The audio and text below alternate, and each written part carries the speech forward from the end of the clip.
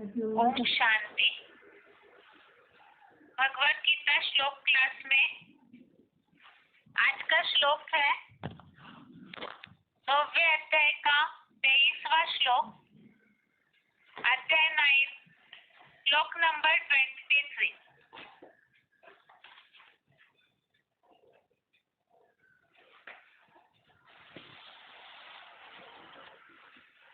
श्लोक है,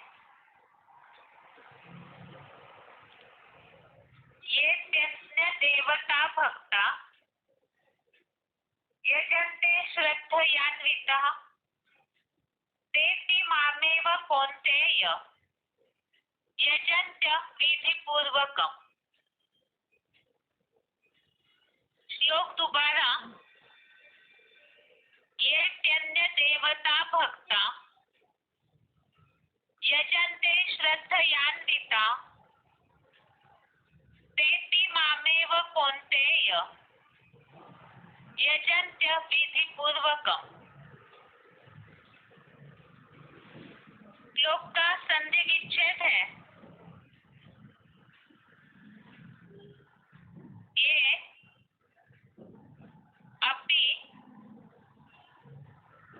अस्य देवतः भक्ता यजन्ते श्रद्धया अन्वितः ते अपि माम् एव कौन्तेय यजन्ति अविधिपूर्वकम्।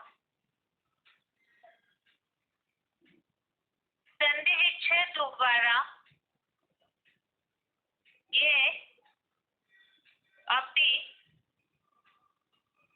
अन्य देवतः भक्तः यजन्ते श्रद्धया अन्वितः ते अपि माम् एव कौन्तेय यजन्ति अविधिपूर्वकम्। शब्दों के अर्थ है, कौन्तेय अर्थात हे कुंती के पुत्र, ये अर्थात जो, अन्य देवता अर्थात अन्य देवताओं के, भक्ता अर्थात भक्त, अपि अर्थात भी, श्रद्धया अर्थात श्रद्धा से, अन्वितः अर्थात भरकर, यजन्ते अर्थात यज्ञ सेवा करते हैं, ते अर्थात वे, अविधिपूर्वकम् अर्थात गीता विधि विधान रहित, अपि अर्थात भी, माम अर्थात मेरे, एव अर्थात ही, यजन्ति अर्थात यज्ञ सेवा करते हैं।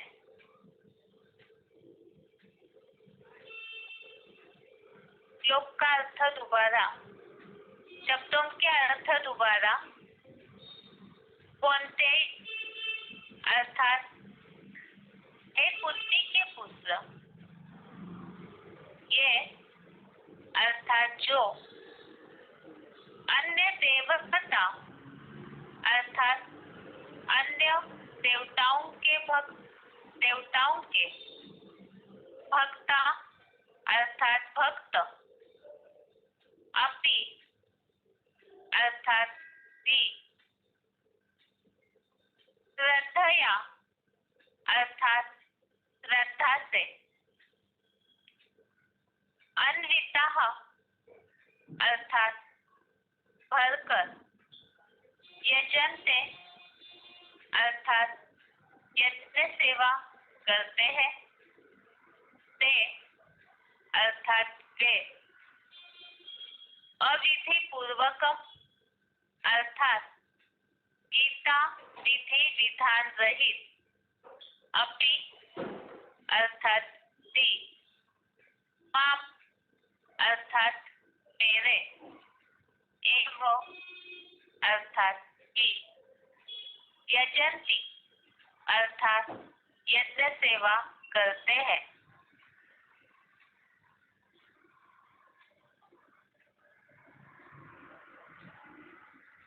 श्लोक का अर्थ है,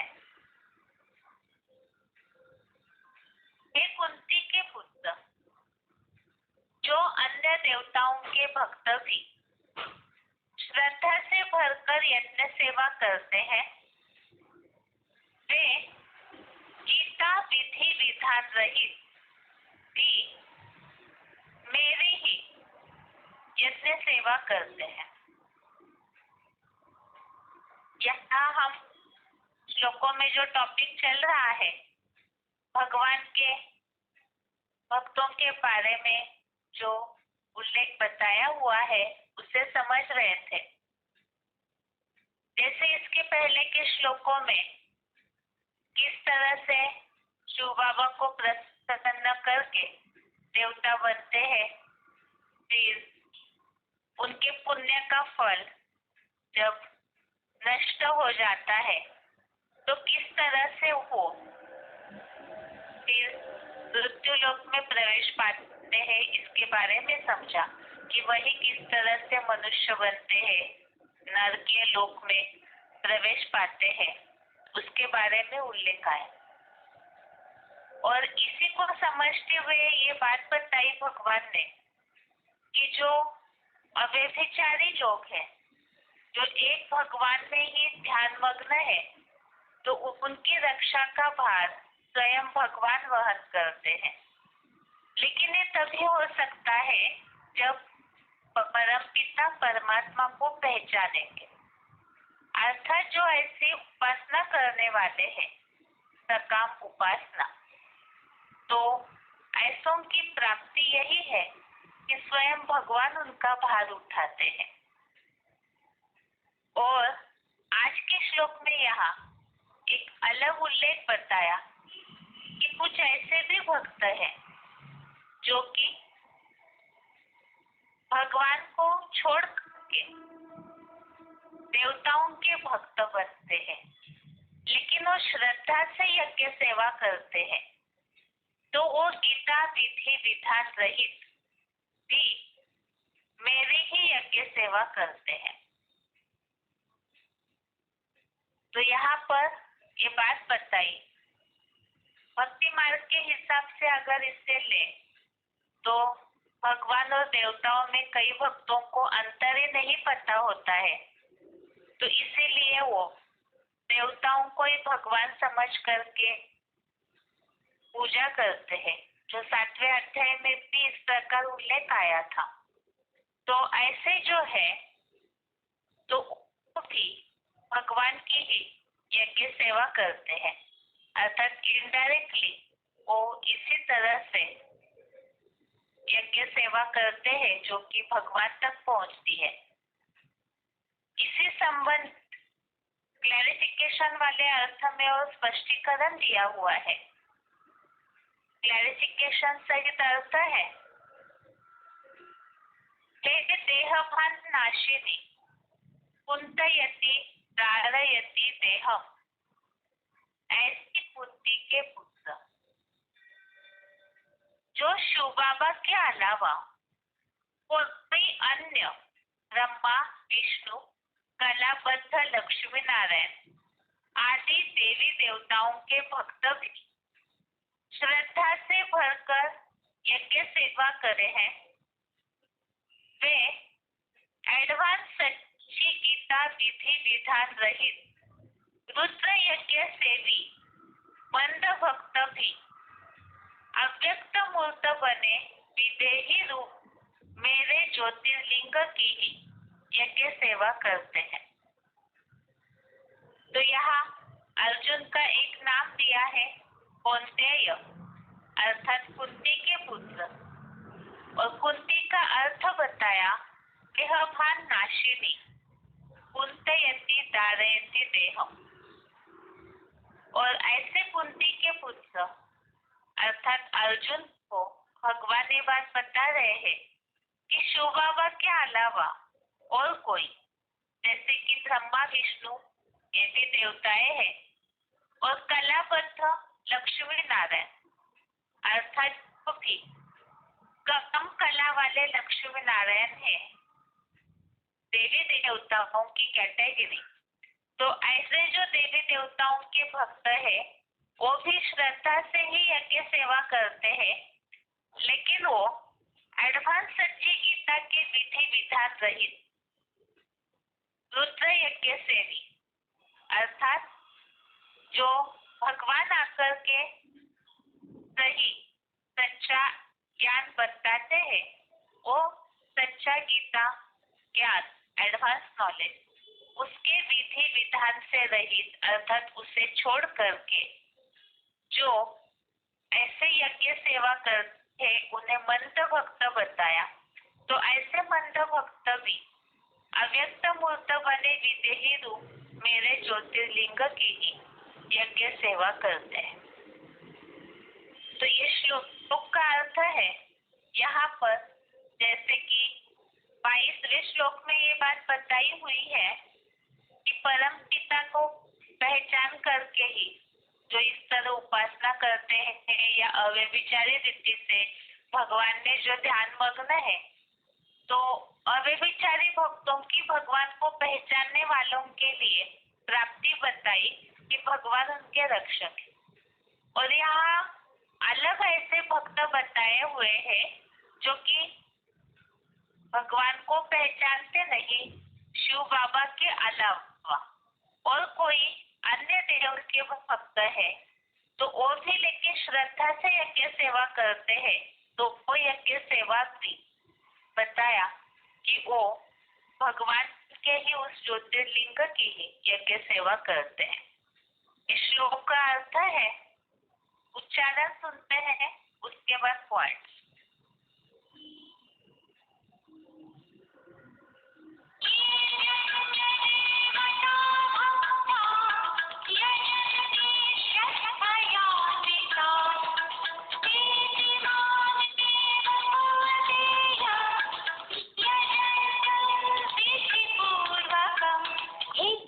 नाशिनी कुंतैति दारेति देहम, ऐसी कुंती के पुत्र जो शिव बाबा के अलावा कोई अन्य ब्रह्मा विष्णु कलाबद्ध लक्ष्मी नारायण आदि देवी देवताओं के भक्त भी श्रद्धा से भरकर यज्ञ सेवा करते हैं।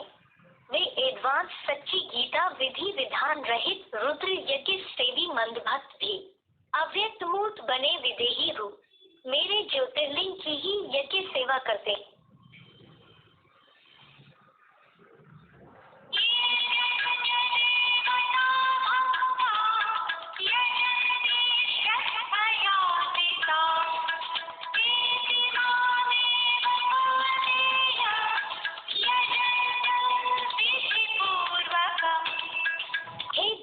नाशिनी कुंतैति दारेति देहम, ऐसी कुंती के पुत्र जो शिव बाबा के अलावा कोई अन्य ब्रह्मा विष्णु कलाबद्ध लक्ष्मी नारायण आदि देवी देवताओं के भक्त भी श्रद्धा से भरकर यज्ञ सेवा करते हैं।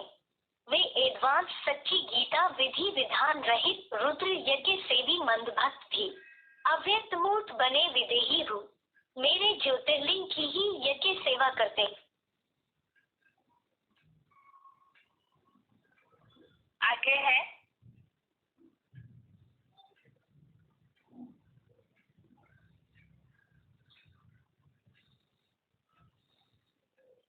BCD number 2850, BCD number 2850 39 minute 39 minute के बाद से लिया हुआ पॉइंट है।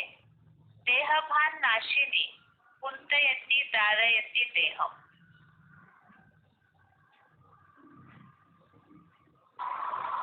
तो देह रूपिणी वो धरणी माता इसे कहते हैं पृथ्वी माता।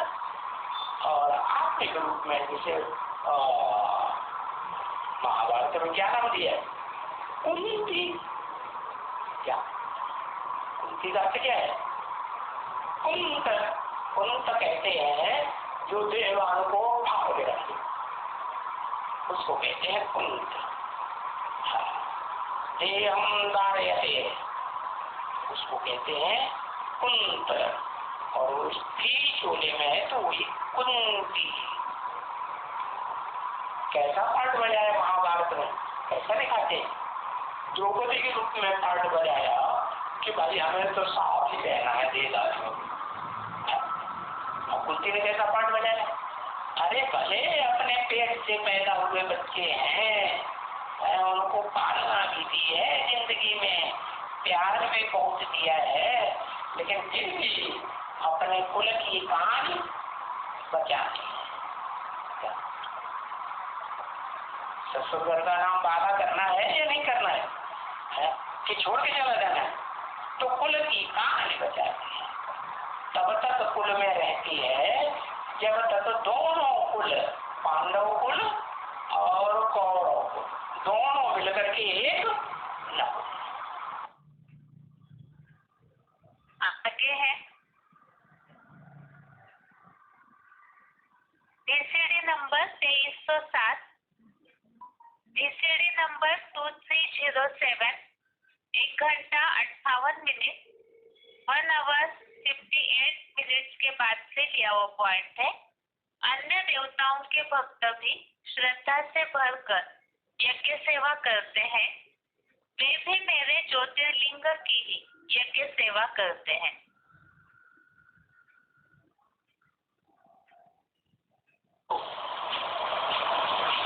मेरे भक्त कौन है? शिव के पुजारी। क्या? कौन से मंदिर में जाके पूजा करते हैं? शिवलिंगम की पूजा करते हैं शिवालय में जाकर, वो है मेरे पुजारी। लक्ष्मी नारायण के मंदिर में जाकर पूजा करते हैं, वो है देवताओं की पुजारी। और थर्ड क्लास पुजारी है जो भूत प्रेत बनने वाले, कम कलाओं वाले देवताओं की पूजा करते हैं। वो भूतों के उपासक है। यही बात गीता में बोली है। क्या मेरे भक्त मुझे ऊंचे से ऊंचे भगवंत से प्राप्ति करते हैं। देवताओं के पुजारी देवात्माओं से प्राप्ति करते हैं। और भूत प्रेतों के पुजारी भूत प्रेतों से प्राप्ति करते हैं। किसका पुजारी बनना है? ऊंचे से ऊंचे को पकड़ना है या बिचौलियों को पकड़ना है? भक्त हनुमान की पूजा करता है, हनुमान राम की पूजा करता है, राम शंकर की पूजा करता है, शंकर शिव को याद करता है। अरे जब मालूम है कि ऊंचे से ऊंचा करतार कौन है तो उसी को पकड़ना चाहिए ना।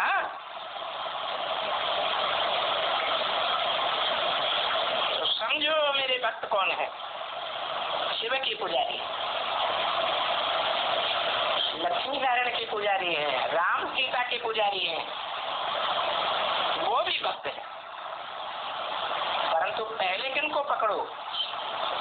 जो है जो मेरे भक्त हैं,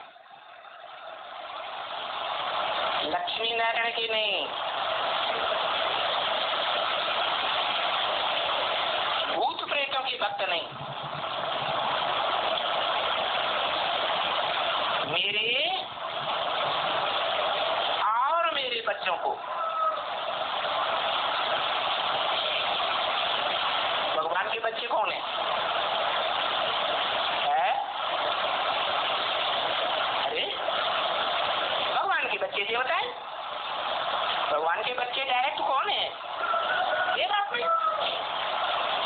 वर्षा देता हूँ। क्या वर्षा देता हूँ? क्या लक्ष्य देता हूँ? नारायण बनो, नारी से लक्ष्मी बनो। इस तरह से ये आज के श्लोक का अर्थ है। अभी आगे है रिवीजन। रिवीजन के लिए नंबर है दूसरे अध्याय का 32वें श्लोक से 35वें श्लोक तक, अध्याय 2 का श्लोक नंबर 32 से 35 तक और 9वें अध्याय का 23वां, अध्याय 9 का श्लोक नंबर 23 और 32वां श्लोक है यदृच्छया चोपपन्नम स्वर्गद्वारमपारुतम सुखिनः क्षत्रिया पार्थ लभन्ते युद्धमीदृशम्। श्लोक दोबारा।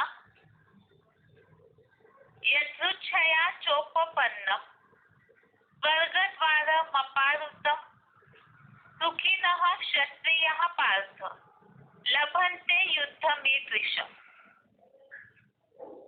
अर्थात सिविल वॉर द्वारा अनायास प्राप्त हुए और खुले हुए स्वर्ग के द्वार वाले ऐसे महान धर्म युद्ध को हे पृथ्वीपति सुखी क्षत्रिय जन ही पाते हैं।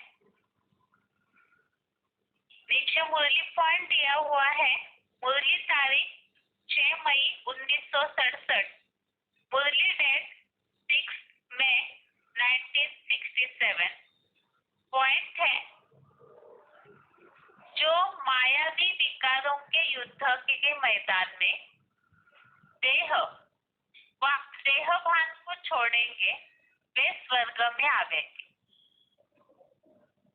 तो यहाँ श्लोक में जो टॉपिक चल रहा है दूसरे अध्याय में, युद्ध के बारे में भगवान अर्जुन को समझा रहे हैं कि युद्ध करना क्यों जरूरी है। क्योंकि जैसे कि पहले अध्याय में तो अर्जुन पूरा कायरता की बातें कर रहे थे और दूसरे अध्याय में जो संबंधियों के प्रति रिगार्ड है, मोह है, उस कारण अर्जुन स्वर्ग भी नहीं चाहिए, त्रिलोक का राज्य भी नहीं चाहिए ऐसे कह रहे हैं। तो इसीलिए भगवान ने उनको महत्व समझाया कि वास्तव में आत्मा जो है वो अविनाशी है। आत्मा का देह के नाश होने पर भी हनन नहीं होता है। तो इसीलिए ही युद्ध करना है। और हम मूल्यों के आधार से इस बात को समझते हैं कि यहाँ कोई स्थूल हिंसक युद्ध भगवान ने नहीं कराया है, बल्कि ये विकारों से युद्ध है। जो अधर्म है फैल जाता है कलयुगांत में, तो वो अधर्म को फैलाने वाले उन अधर्मियों से, अर्थात जो विकारी भावनाएं हैं, 5 विकार है, उससे युद्ध करने की बात है। तो यहाँ भगवान ने अर्जुन को यही बात समझाई है कि क्षत्रिय योद्धा के लिए युद्ध के अलावा दूसरा कोई कल्याण ही नहीं है। तो इसीलिए ही विचलित हुए बिना युद्ध करना है। और इस श्लोक में 32 में यही बात बताई कि अनायासी प्राप्त हुए और खुले हुए स्वर्ग के द्वार वाले, अर्थात महाभारी महाभारत ग्रह युद्ध से ही स्वर्ग के गेट खुलेंगे। तो इसीलिए ही ऐसे जो स्वर्ग में जाने का रास्ता खुलने वाला जो युद्ध है, वो युद्ध को जो क्षत्रिय है वही पाते हैं। तो इसीलिए ही जो पॉइंट नीचे दिया हुआ है, इस मायावी विकारों के युद्ध में या तो देह को छोड़ेंगे या तो देह भान को, तो वो स्वर्ग में जरूर आवेंगे। अर्थात पुरुषार्थ करते करते जो युद्ध करते रहेंगे, लगे रहेंगे, तो उनके लिए स्वर्ग के द्वार खुले ही हुए हैं। इस श्लोक संबंधित पॉइंट सुनते हैं आगे।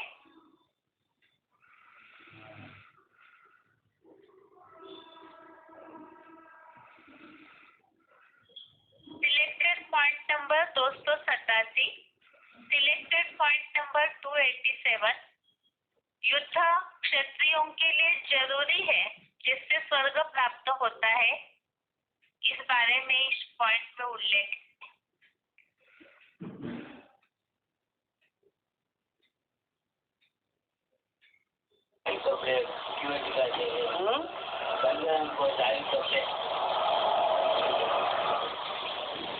क्रांति किए बगैर शांति नहीं होती।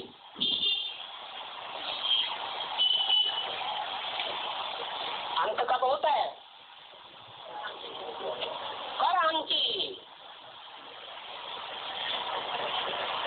अंत कब हो है? क्रांति होती है तो संपूर्ण शांति होती है, और संपूर्ण क्रांति कोई कर भी नहीं सकते। ये बाप ही रास्ता बताते हैं संपूर्ण क्रांति का। इसलिए झंडे में लाल रंग संपूर्ण क्रांति का दिखाया गया है। जो संपूर्ण क्रांति बाप और बाप के बच्चे ही करते। बाप कहते हैं gateway to heaven is Mahabharat. क्या महाभारत युद्ध से जो पसार होंगे वो ही स्वर्ग के गेट खोलेंगे। बाकी पूछड़ी दबा के भागने वाले क्या करेंगे? नरक बना देंगे, स्वर्ग बना देंगे और ही नरक बना देंगे। आगे है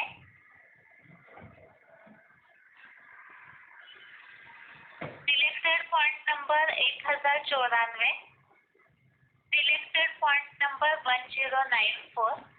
इसमें भी युद्ध के बारे में उल्लेख है।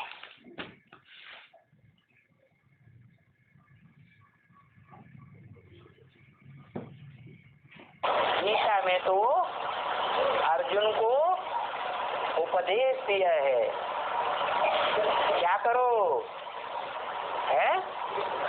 युद्ध करो। सच्चाई की जो बरखिलाफी करते हैं, असत्य के रास्ते पर जो है,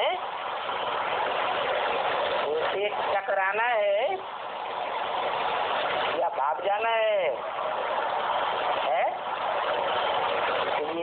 ये महाभारत गृह युद्ध सामने खड़ा है। Gateway to heaven is Mahabharat. ये महाभारत युद्ध स्वर्ग के गेट खोलता है। इस गेट में वही पसार हो सकेंगे, जा सकेंगे, गेट से गुजरकर वही जाएंगे जो युद्ध में शरीक होंगे।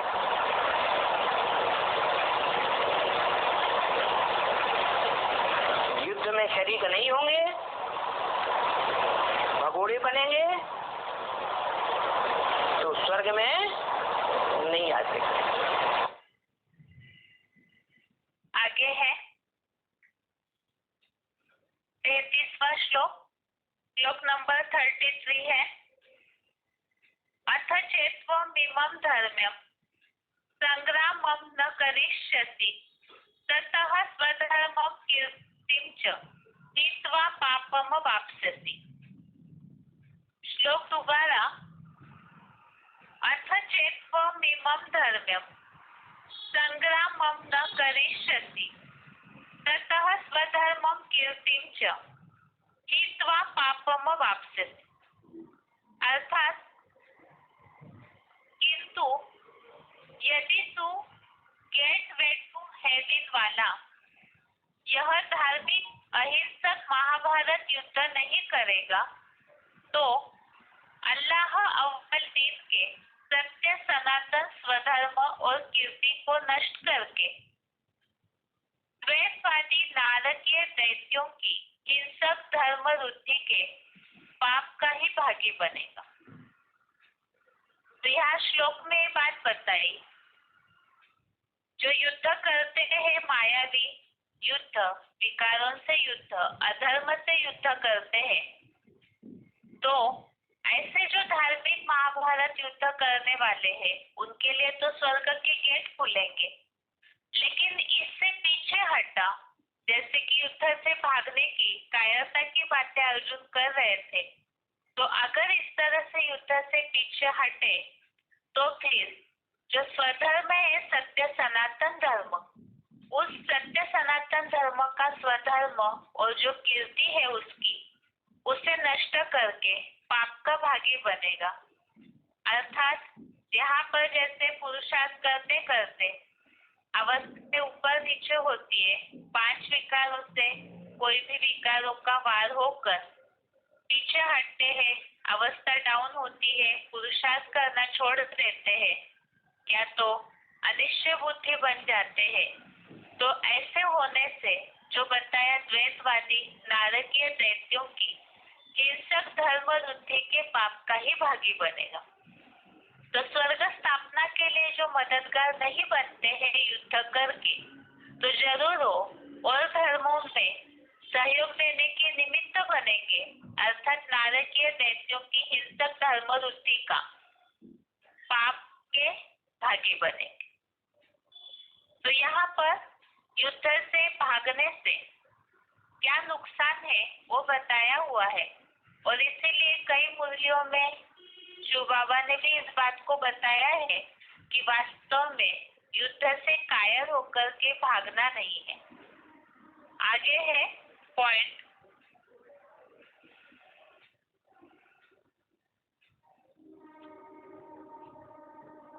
युद्ध से क्षत्रिय भागते नहीं है। वार्तालाप नंबर 1751, डिस्कशन नंबर 1751, 8 मिनट के बाद से लिया हुआ पॉइंट। क्षत्रियों का कर्म है युद्ध करना आतताइयों से और ब्राह्मणों की रक्षा करना। तो यहाँ ब्राह्मणों की दुनिया में देखना है इस ज्ञान के युद्ध में, इस विकारों के युद्ध में कौन भागने वाले हैं और कौन जीवन पर्यंत लगे रहने वाले हैं। तो शिवाजी का नारा था ध्येयं वा पापयामि, ये भले छूट जाए, कार्यं वा साधयामि, कार्य को पूरा करके छोड़ूंगा। तो ऐसे ही ब्राह्मण जीवन में जो आत्माएं मृत्यु पर्यंत युद्ध करती रहती हैं, वो क्षत्रिय बनकर के पैदा होंगे। नंबरवार क्षत्रिय होते हैं, युद्ध करते हैं, युद्ध से पीछे नहीं हटते। ये कोई महाभारत युद्ध हिंसक युद्ध नहीं है, तीर तलवार और तोप बंदूक का। कौन सा युद्ध है? हिंसक कौन सा युद्ध है? विकारों का युद्ध। अगर कोई आता है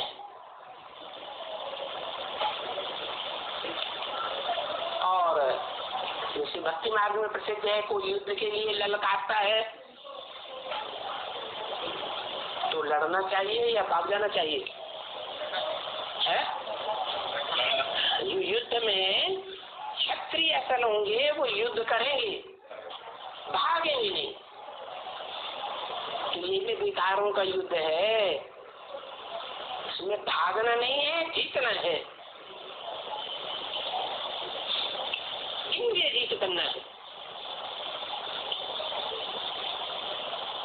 तो वो युद्ध करने वाले जो भागते नहीं हैं। आगे है वार्तालाप number 1907, discussion number 1907, 52 minute 52 minute के बाद से दिया हुआ पॉइंट।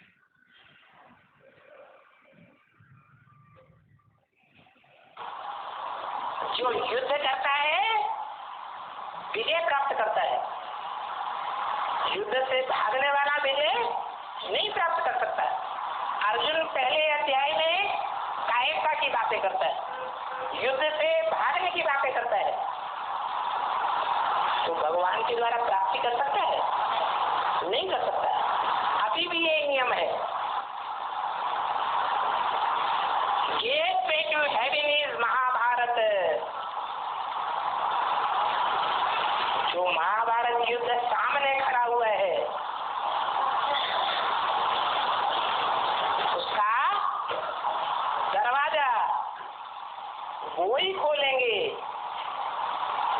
वो ही दरवाजे में घुस सकेंगे जो युद्ध करेंगे।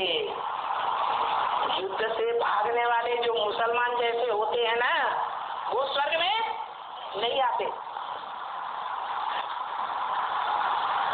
तो यहाँ भी ऐसे ही है, ये युद्ध है, युद्ध में स्थिर रहना है और ये विशेष पुरुषार्थ है। आगे है 34वां श्लोक, श्लोक नंबर 34। अकीर्तिं चापि भूतानि कथयिष्यन्ति ते व्ययां संभावितस्य च कीर्तिः मरणादतिरिच्यते। श्लोक दोबारा। अकीर्तिं चापि भूतानि कथयिष्यन्ति ते व्ययां संभावितस्य च कीर्तिः मरणादतिरिच्यते। अर्थात और संसार के दुखी अशांत लोग निरंतर तेरी अपकीर्ति करेंगे और सम्मानित व्यक्ति के लिए यहाँ अपकीर्ति मौत से भी बढ़कर है। तो जैसे कि यहाँ अगर अर्जुन युद्ध से भागता है, कायर बनता है, युद्ध नहीं करता है, तो फिर एक तो जो स्वधर्म है उसको छोड़ने के और उसकी कीर्ति को नष्ट करने के कारण पाप का भागी बनेगा, अर्थात सत्य सनातन धर्म की स्थापना के लिए मददगार नहीं बनेगा। और दूसरी बात इस श्लोक में बताई है कि जो संसार के दुखी अशांत लोग हैं, अधर्म नष्ट होगा तो संसार में शांति स्थापन होगी, एक धर्म का राज्य स्थापन होगा। और अगर ऐसे नहीं होता है तो संसार के जो दुखी अशांत लोग हैं वो निरंतर अर्जुन की अपकीर्ति करेंगे और ऐसे जो अपकीर्ति है वो मौत से भी बढ़कर है। आगे का श्लोक है 35वां, श्लोक नंबर 35 है। भर्याद्रनादुपरतम मन्स्यन्ते त्वं महारथः येषां च त्वं बहुमतो भूत्वा यास्यसि लाघवम्। श्लोक दोबारा। भयाद्रनादुपरतम मन्स्यन्ते त्वं महारथः येषां च त्वं बहुमतो भूत्वा यास्यसि लाघवम्। अर्थात महारथी तुझको क्षत्रिय योद्धा होते हुए भी विरोधियों के भय से, धर्म युद्ध से भयभीत व विमुख हुआ मानेंगे। और जिनके मन में तेरा महानतम धनुर्धर होने का इतना अधिक मान है, वे ही अविनाशी भारत के सत्य सनातनी लोग तुझको तुच्छ समझेंगे। तो यहाँ और एक बात बताई कि यदि अर्जुन कायर होकर के युद्ध से पीछे भागता है तो जो महारथी है वो अर्जुन को विरोधियों के भय के कारण और युद्ध से पीछे भागा या तो युद्ध से विमुख हुआ ऐसे मानेंगे। और इस कारण से ऐसे जब अर्जुन कायर बनता है तो उसके कारण जो महान धनुर्धर होने का मान है वो अधिक मान होने के बावजूद भी जो सनातन धर्म वाले हैं वो ऐसी कायरता के लिए अर्जुन को तुच्छ समझेंगे। तो यहाँ तो जो नंबरवार पुरुषार्थी अर्जुन है, उन सबके हिसाब से ये बात है कि यदि पुरुषार्थी जीवन में स्थिति अप एंड डाउन होकर के युद्ध से पीछे हटते हैं, युद्ध छोड़ देते हैं, तो बताया कि ऐसे जो भी नंबरवार अर्जुन है, उनके लिए भी कायर बनने जैसा ही बात सिद्ध हो जाती है। इसलिए भगवान ने अर्जुन को बताया है कि किसी भी हालत में युद्ध से भागना नहीं है, बल्कि ये जो धर्म युद्ध है, विकारों का युद्ध है, जिसके लिए क्षत्रियों के लिए इसी में कल्याण है, जिससे स्वर्ग के गेट खुलते हैं, तो युद्ध करना है। ये तो दूसरे अध्याय की रिवीजन हो गई। और अभी आज का श्लोक है 9वें अध्याय का 23वां श्लोक। श्लोक है, ये सैन्य देवता भक्ता यजन्ते श्रद्धयान्विताः तेऽपि मामेव कौन्तेय यजन्त्य विधिपूर्वकम्। अर्थात हे देहभासाशिनी कुंतयति धारयति देहम, ऐसी कुंती के पुत्र जो शिव बाबा के अलावा कोई अन्य ब्रह्मा, विष्णु या कलाबद्ध लक्ष्मी नारायण आदि देवी देवताओं के भक्त भी श्रद्धा से भरकर यज्ञ सेवा करते हैं, वे एडवांस सच्ची गीता विधि विधान रहित रुद्र यज्ञ सेवी मंद भक्त भी अव्यक्त मूर्त बने विदेही रूप मेरे ज्योतिर्लिंग की ही यज्ञ सेवा करते हैं। तो इस तरह से ये आज के श्लोक हुआ, जिसमें ये बात बताई है कि जो अन्य देवताओं के भक्त है, भक्ति मार्ग में ऐसे होता है कि भगवान और देवताओं के बीच का अंतर नहीं समझते। और यहाँ क्लैरिफिकेशन वाले अर्थ में जो बेहद ब्राह्मण उनकी दुनिया की बात शिव बाबा ने बताई है कि शिव बाबा के अलावा जो अन्य देवताओं के भक्त है, जैसे कि कलाबद्ध लक्ष्मी नारायण, तो ऐसे देवताओं की जो श्रद्धा से भरकर सेवा करते हैं, वो भी यज्ञ सेवा ही करते हैं, भले वो गीता विधि विधान रहित ऐसे यज्ञ सेवा है, तो ऐसों को मंद भक्त बोला है, लेकिन वो भी मेरी ही अर्थात ज्योतिर्लिंग की ही यज्ञ सेवा करते हैं। तो यहाँ पर भक्तों की एक अलग कैटेगरी बताई है, जो सकाम और निष्काम उपासना के फल का टॉपिक है, उसमें ऐसे भक्तों की कैटेगरी इस श्लोक में बताई। इस तरह से आज के श्लोक का अर्थ हो गया। और श्लोक टेस्ट के हिसाब से श्लोक नंबर एक बार फिर से अध्याय दूसरे का 32वें श्लोक से 35वें श्लोक तक, अध्याय 2 का श्लोक नंबर 32 से 35 तक, और 9वें अध्याय का 23वां अध्याय 9 का श्लोक नंबर 20। इस तरह से रिवीजन के साथ आज का श्लोक यहाँ पूरा हुआ। और आज के लिए गीता क्लास यहाँ तक ही। ओम शांति।